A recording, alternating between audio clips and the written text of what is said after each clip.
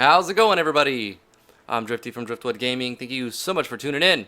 In this video, I'm going to show you how to do a system that's used in a lot of mobile games and a lot of like free-to-play, but you have to like sort of pay to get ahead sort of games. But it's easy to incorporate some of these systems. I think it's something like Gashapons or something. I'll put it in the title so that I get it correct before I post it. But it's basically like a loot system where you have a random chance to get different things. It's used in a ton of mobile games, but I've been moving recently, and I wanted to get this video out sooner. But I've been playing a lot of Final Fantasy Record Keeper, while I've had like my system down and moving studios and whatnot. Basically, I'm going to show you what we're going to be making. Sorry about that. So basically, you access this little point here. You can get to this screen however you want by making the player defeat a dungeon, and then the boss drops an item and you take the item to another NPC and he teleports you here for that item if you have it. Or you can make some sort of a networking protocol with it so that you can link it up and have it, or you can like have people buy gems from you and then people can spend gems to do this. Or there's many ways to make this reasons why you could how you could use a system like this. But basically what this is doing here is it's I've got 12 different tiers, and in each tier there's 17 weapons and armors that you can get, and I'm calling it like a relic draw or something similar to Final Fantasy Record Keeper. And basically it's got, the first tier has twice as many. So you have like your first tier and your second tier in the first tier. So that's silver, which is actually like the third tier, but I'm calling it the 2-star. So I went a little overboard with this system, and I've got 220 something items in the pool. But you don't have to go as crazy, and you can make it really, really simple. But the thing about this system, it's just really like you're just rolling a random number and then having it pick an item based on that random number. But what makes it so kind of interesting and fun to do is you have that variance in there and you don't know what you're going to get, so it's sort of like gambling. But it's real flashy, right? In a lot of mobile games, it's a lot of eye candy stuff. So I sort of kind of went with that approach, like to make it look really good. And I'm doing this with all eventing except for one plugin that I wrote for it. It's a very small plugin, and all it does is show animations, and I've already made a video on it, DG_placeAnim. It's really a simple plugin, and it's just for that little star thing you see. So this would be a 1-star item. So that last animation was showed. You can see you obtain Iron Spear, and we got 1 star down there because it's like the first tier. Really. Each time you draw, you can have the player spend currency or have to go through a dungeon and get an item from a boss or a drop. See, that was a decent drop there. That was what, a 4-star? Yeah, a 4-star obsidian. So I have all the way up to 12-star, and it's kind of cool to watch. I like how I set it up, but let me show you how to do a system like this. All right, let's look at it. Okay, so I have everything inside of one event right here. Alright, so it looks like a lot right here. We've got 13 pages, but it's basically only 2 pages. And most of it's like flashy stuff that you can customize and make your own, so it doesn't have to be exactly how I have it here. But right off the bat, I have show animations, 2 of them in a row, and then I have a shake screen, and then a flash screen, and then I'm controlling a variable. You could do this control variable one time, it's the same thing, but for some reason, when I roll this number 3 times, it seems to be more random. It's probably a superstition, so that just do however you want right here. But what I'm doing right here is I'm rolling a random number between 1 and 100. So I'm just controlling a variable, setting it to a random between 1 and 100. And then I'm making conditional statements underneath that saying, if relic draw rank, which is what I'm calling the variable I created, you can call it whatever you want, is greater than 1, but it's less than 25, or I'm sorry, if it's greater than or equal to 1, and less than or equal to 25. So it has to meet both of those conditions. So it has to be between 1 and 25 in order for this first star relic page to turn on. So I'm using 12 switches, and I'm using 2 variables, and 2 or 3 variables. And that's it for this first thing. So if it meets both of these conditions, then we're turning page 1 on. So basically, when you start this off, you want to like come up with an idea before you get into it. Like, how many tiers do you want? I went with 12 tiers. You don't really need 12 tiers. You can get away with like 4 or 5 or 6 tiers. Like 1 to 5 star items. I just kept going with it, and I don't know why. But so you want to kind of divvy up the math. You don't have to go to 100. You can go 1 to 1,000, and then say 1 to 250. You know what I mean? You could go any way you want, but you want to kind of get a percentage. Like 25% of the time, I want it to be the lowest tier. So I'm going 1 to 25.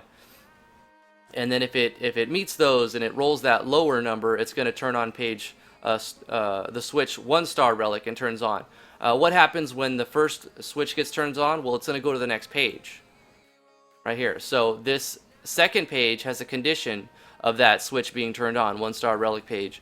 And then I'm going to go back to the first page, but you can see that every page after this is very similar to, so 2 to 13 are all very similar. They're just different items and stuff.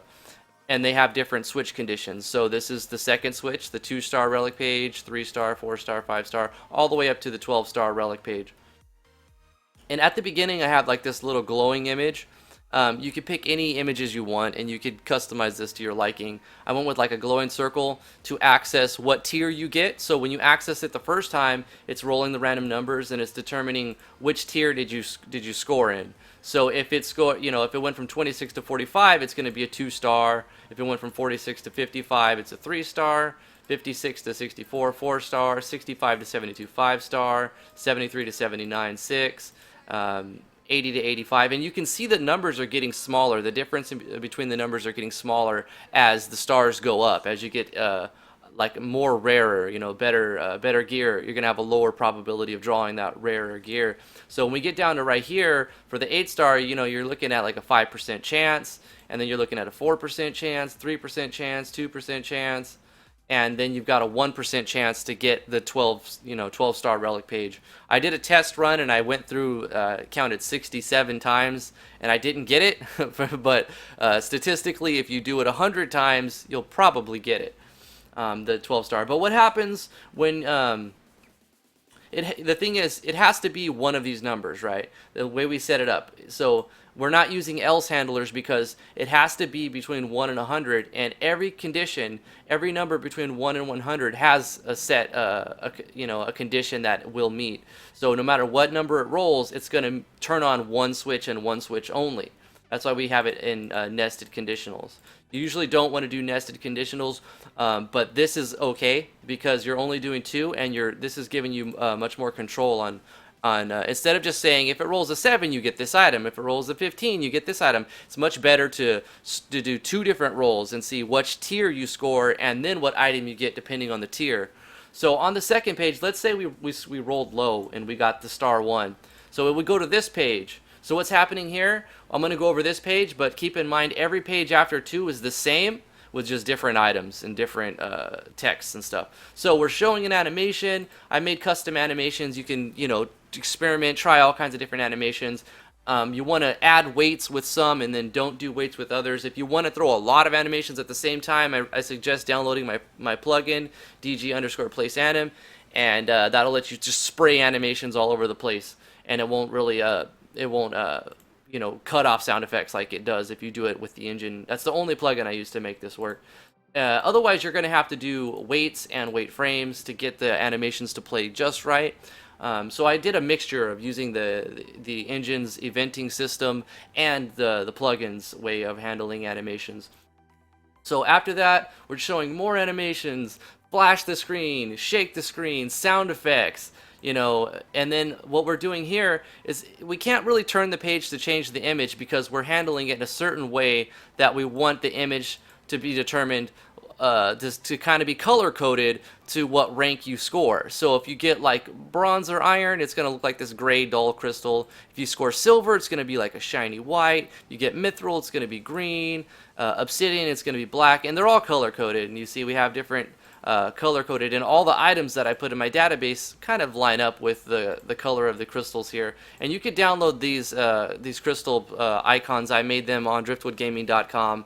I made a video about that, but some people liked it, some people didn't. There's just more resources. How could you not like more stuff? You don't have to use it, right?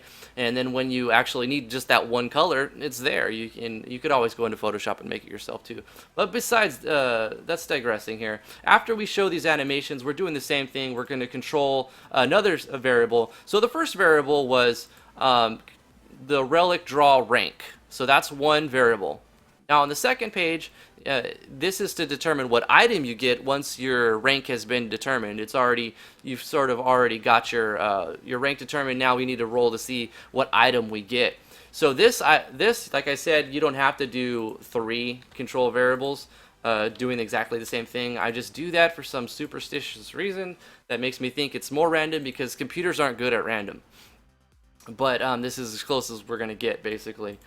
So what this is doing is rolling a random number between 1 and 34, because you want this number to be the number of max items you have in that tier. Now every rank of weapons and armors I have in my game, like 1 of each weapon, 1 of each armor of the same metal or type, it comes up to 17. And what I've done is put the first 2 tiers in 1.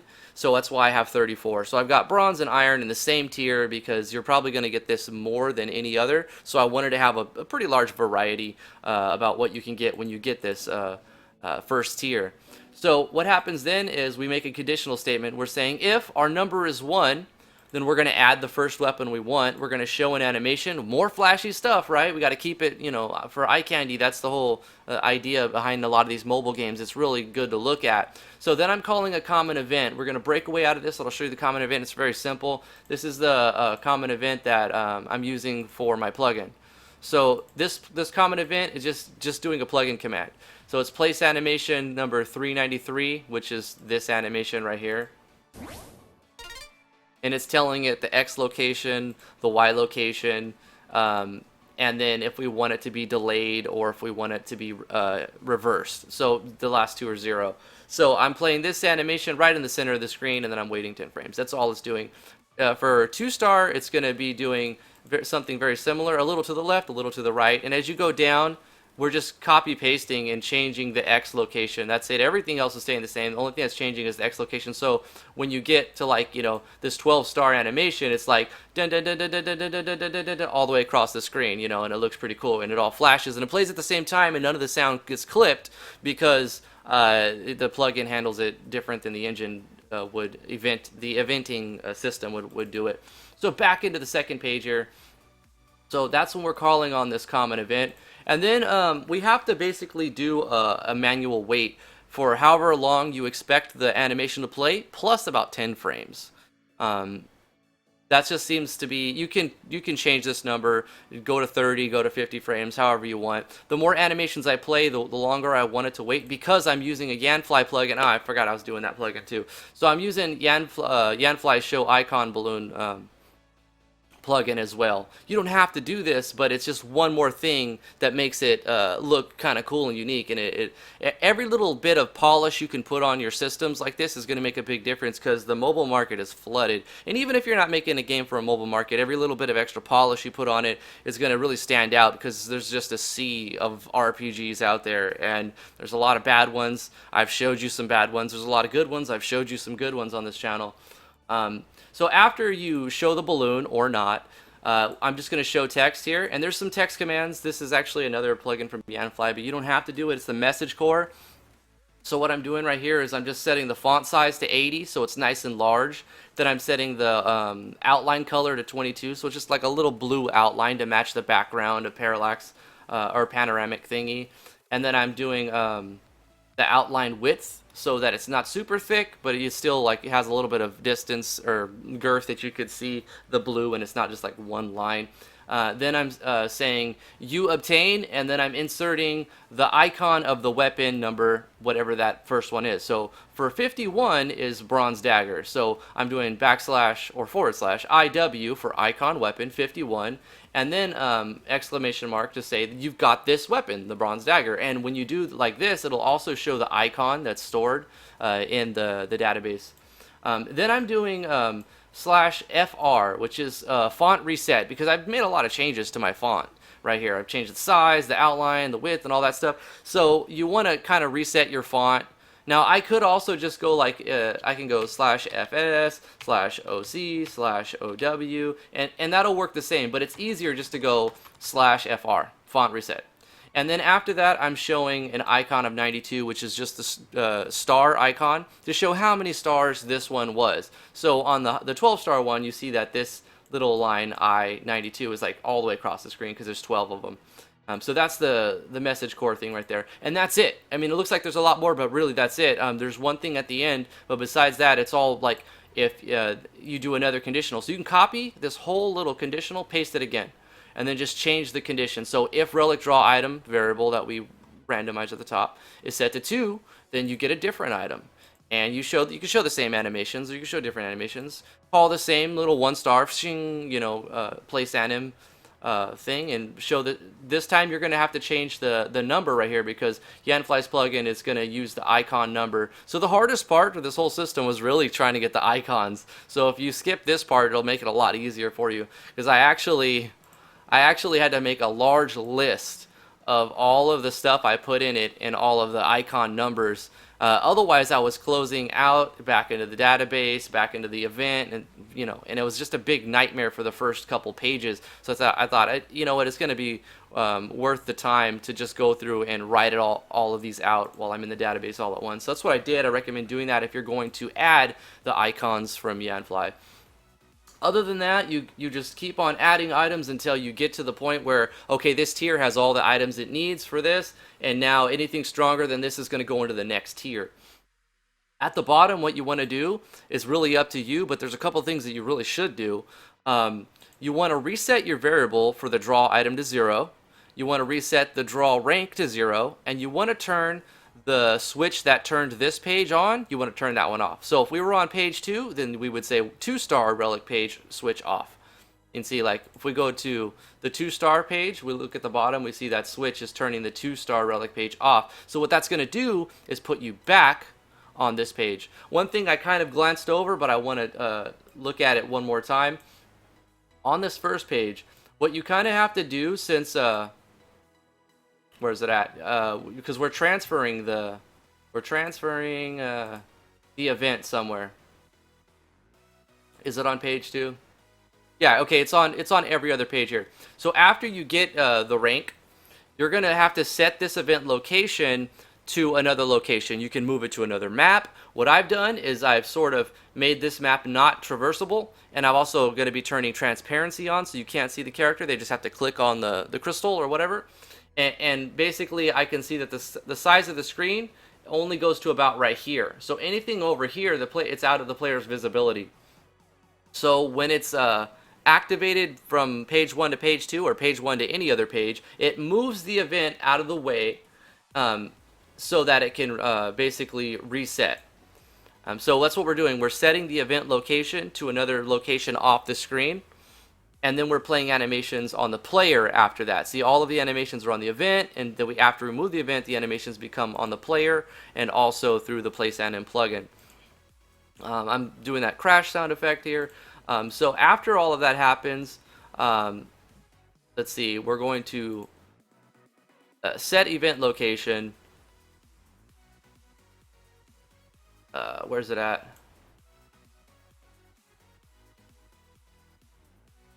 Because we're going to have to move the event back. It's at the bottom, right? Yeah.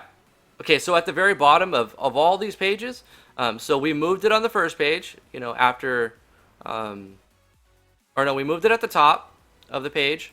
We played the animations, we moved it. And then after we've got our item and done everything, we're moving it back.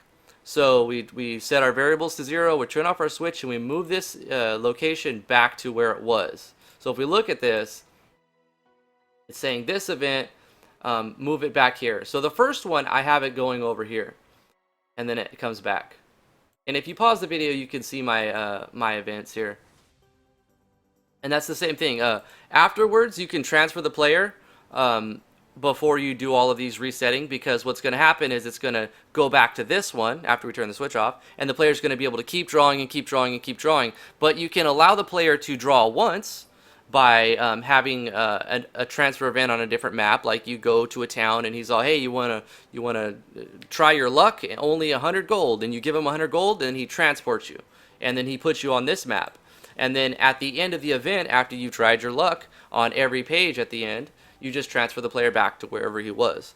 There's many ways to go about doing it, so it's up to your interpretation how you want to handle it. But really, that's pretty much it. And then as you get towards the end, if you want to add those little stars that you saw at the bottom, you just basically do an icon and number. And yeah, it's a pretty cool system. I like it. I'm going to put it in Dungeons of Driftwood and kind of overhaul a lot. Wow, this video is already 20 minutes long. Thank you guys so much for watching. I've got some other videos planned coming up as soon as I can. I've been moving, so some things have been put on hold, but I'm going to get back to you as soon as I can. I've got a tutorial for Unity that I've got planned I want to do. A lot more MV stuff, and maybe some more first impressions. So let me know what you guys want to see in the comments below. Thank you guys so much for watching. We'll see you in the next one.